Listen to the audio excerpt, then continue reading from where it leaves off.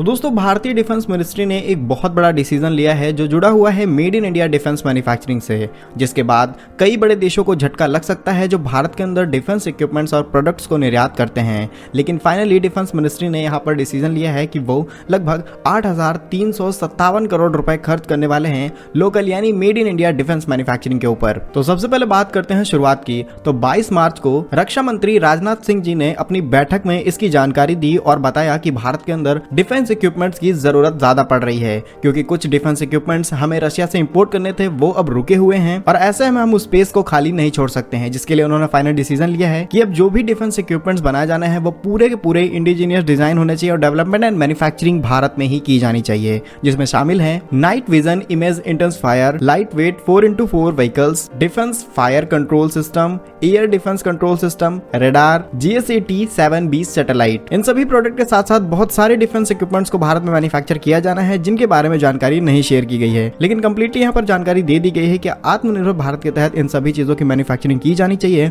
और सबसे महत्वपूर्ण बात यहाँ पर यह कही गई है कि बहुत रेयर कंडीशन है या फिर जो मटेरियल या एलिमेंट भारत के अंदर उत्पाद होता ही नहीं है उसको इंपोर्ट किया जाए और ज्यादातर जो चीजें हैं वो भारत की कंपनियों से ही खरीद कर बनाई जानी चाहिए। इससे पहले उन्होंने DAC, IDX स्टार्टअप और MSME में लगभग 380 करोड़ रुपए के बारे में इंफॉर्मेशन भी दी थी जो जुड़ी हुई है इनोवेशन फॉर डिफेंस एक्सीलेंस, जहां पर कई नए स्टार्टअप्स उभर कर सामने आएंगे। इसके साथ में कुछ नई पॉलिसीज भी डिफेंस मिनिस्ट्री आगे चल के लागू करने वाली है, क्योंकि इस इंडस्ट्री में एक टाइम पे बहुत सारे इक्विपमेंट्स तैयार कर लिए जाते हैं और जो भी बड़े संस्थान जैसे DRDO उनको ज्यादा टाइम नहीं मिल पाता है इनको वेरीफाई करने के लिए। सो इन सभी प्रॉब्लम्स को सॉल्व करने के लिए भी एक बड़ी पॉलिसी तैयार की जाएगी डिफेंस मिनिस्ट्री की ओर से। सो ओवरऑल इस रिपोर्ट के अकॉर्डिंग माना जाए तो अब डिफेंस मिनिस्ट्री को भी आत्मनिर्भर बनाने के ऊपर फोकस कर दिया गया है। बहुत जल्द हम ज्यादा से ज्यादा आयात पर काबू पा लेंगे। फिलहाल रक्षा मंत्रालय के इस डिसीजन के बारे में आप लोगों का क्या कहना है कमेंट बॉक्स में जरूर बताइएगा।